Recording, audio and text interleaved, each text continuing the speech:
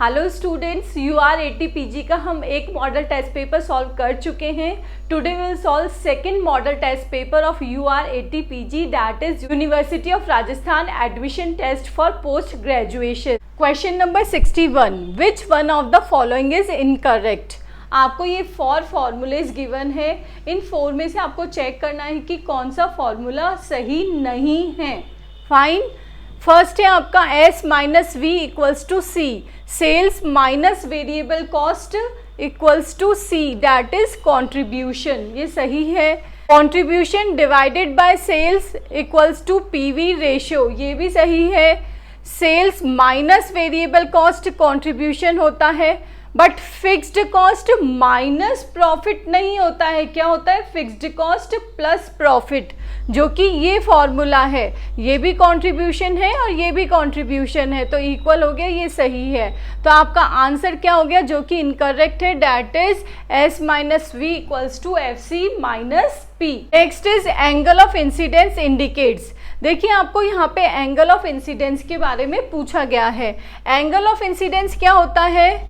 ये आपकी fixed cost line है, इधर से टोटल कॉस्ट लाइन जा रही है और इधर से ये रेवेन्यू लाइन जा रही है।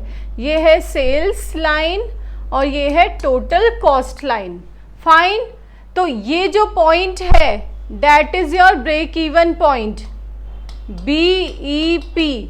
यहाँ पे टोटल सेल्स और टोटल कॉस्ट सेम है, that means no profit no loss. तो ये हो गया BP sales, that is BP analysis. Fine.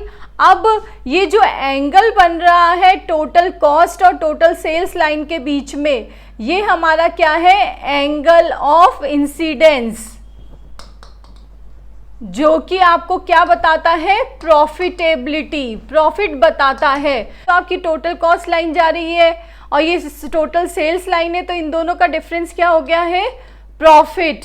तो ये हो गया rate of profitability. Contribution divided by sales equals to PV ratio. Margin of safety, देखिए मार्जिन ऑफ सेफ्टी और BP sales, that means BP sales में नो प्रॉफिट नो लॉस होता है, तो यहाँ पे कोई मार्जिन ऑफ सेफ्टी नहीं होता। और जैसे जैसे आपकी सेल्स बढ़ती जाती है BP सेल्स से, वो ही एरिया आपका क्या होता है? Margin of safety. तो इसका फॉर्मूला है actual sales minus BEP sales.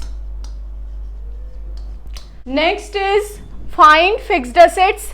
If net working capital is 3,60,000, fixed assets to net worth is 0.7। आपको 2 इंफॉर्मेशन गिवन है। वर्किंग कैपिटल गिवन है दैट इज 3,60,000 और आपको fixed assets to net worth ratio given है that is 0.7। Fine. अब आपको fixed assets find out करनी है, तो हम अज्यूम करते हैं let the fixed assets is X, fixed assets equals to X। Fine.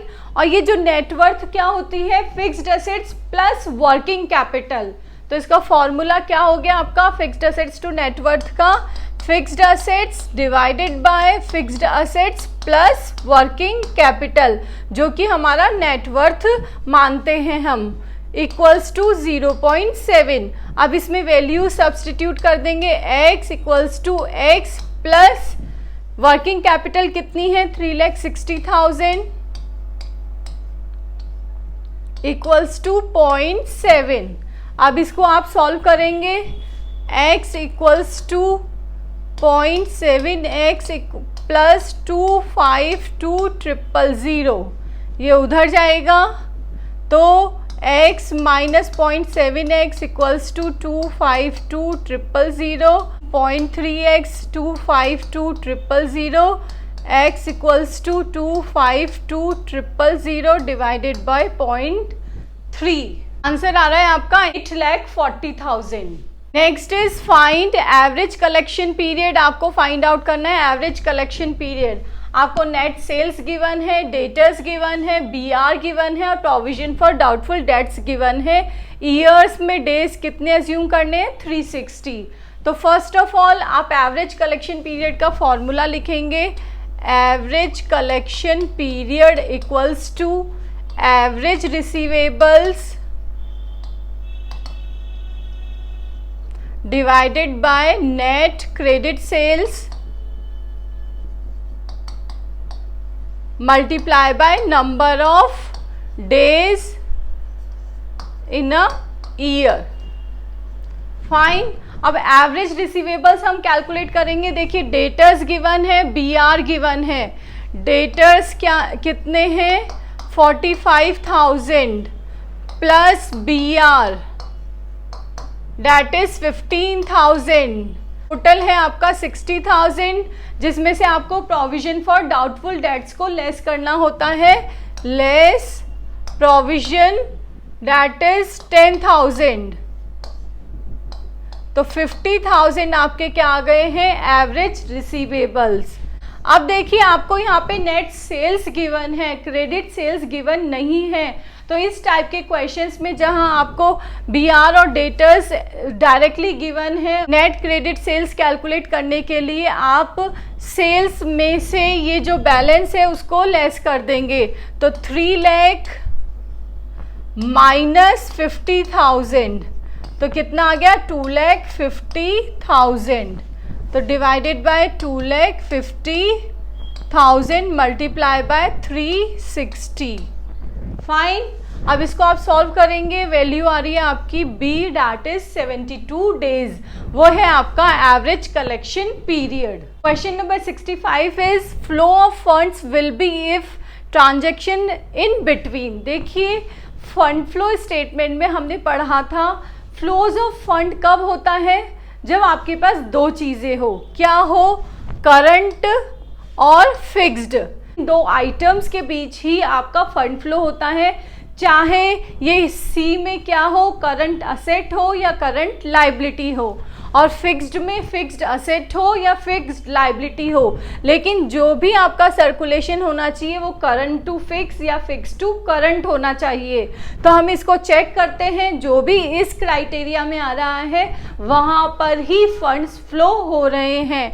तो फर्स्ट है current assets current liability, that means दोनों जगह सी आ रहा है, तो यहाँ फंड फ्लो नहीं है। नेक्स्ट है fixed assets fixed investment, F आ रहा है, यहाँ पे भी नहीं है। Next is fixed assets and equity share capital, ये भी फिक्स्ड है और ये भी फिक्स्ड है, तो इनके बीच में भी फंड फ्लो नहीं है। नेक्स्ट इज डिबेंचर्स फिक्स्ड है और बैंक आपका करंट है, दैट मीन्स एक जगह फिक्स आ गया एक जगह करंट आ गया, वहां पे अपना फंड फ्लो है, तो that is debentures and bank account. Question is net working capital is financed by.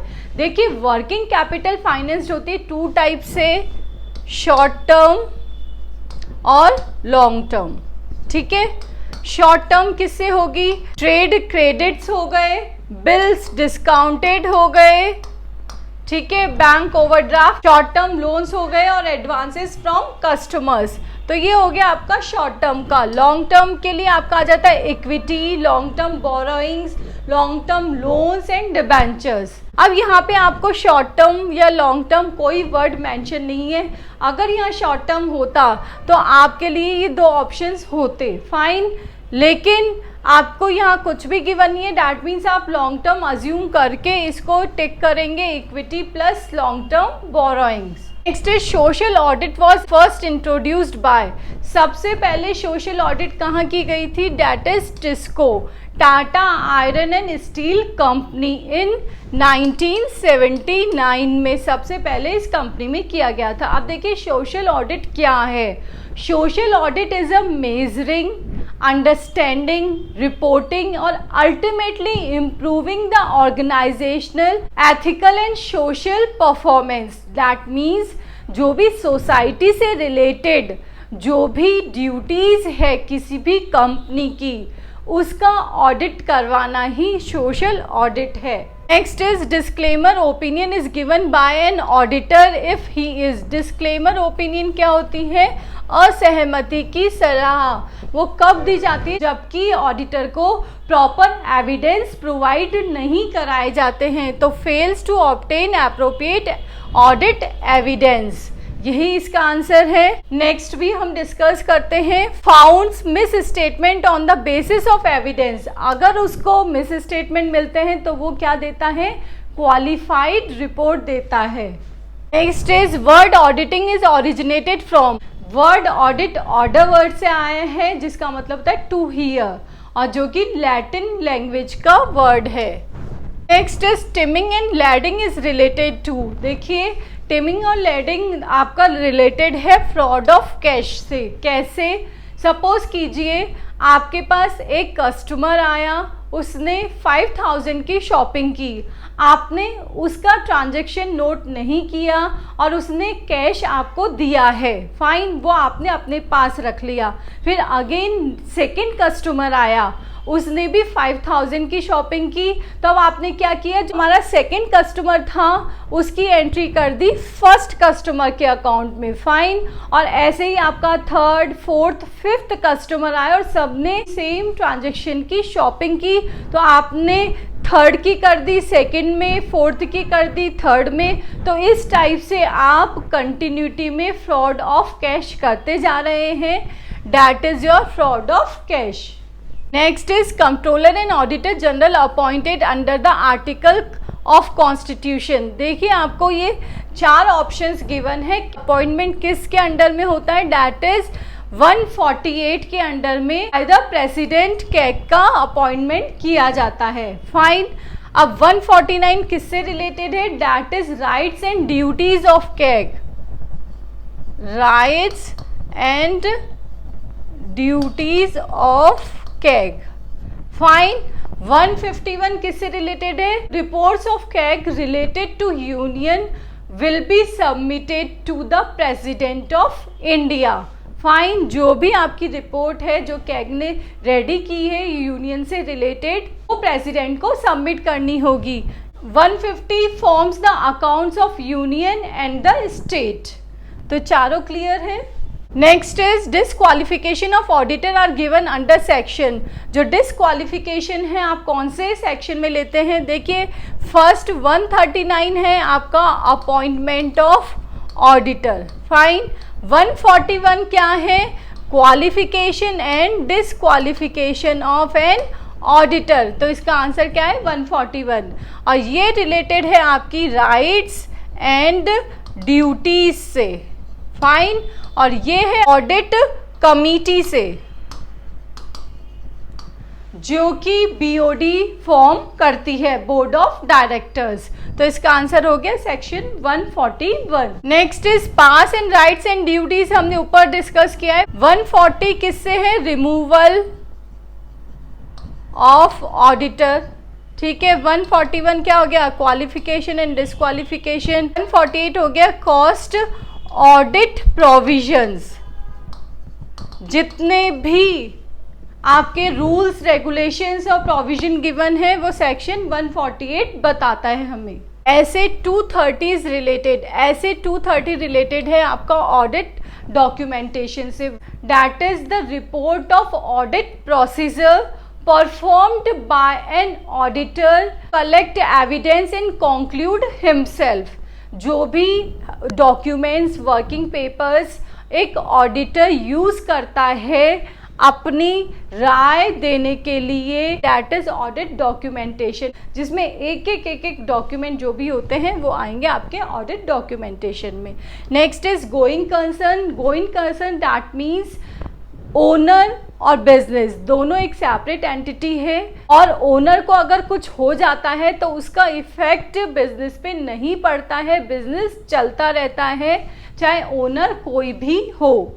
तो that is going concern. Next is responsibility of joint auditor. जो भी वर्क उसको असाइन किया गया है वो सिर्फ उसी के लिए ही रिस्पॉन्सिबल है। Next is audit evidence. Audit evidence is the information collected by an auditor to ascertain the accuracy and compliances of a company's financial statement. इनकी एक्यूरेसी और कंप्लायंसेस ऑफ फाइनेंशियल स्टेटमेंट के लिए जो भी इंफॉर्मेशन कलेक्ट की जाती है, that is your audit evidence.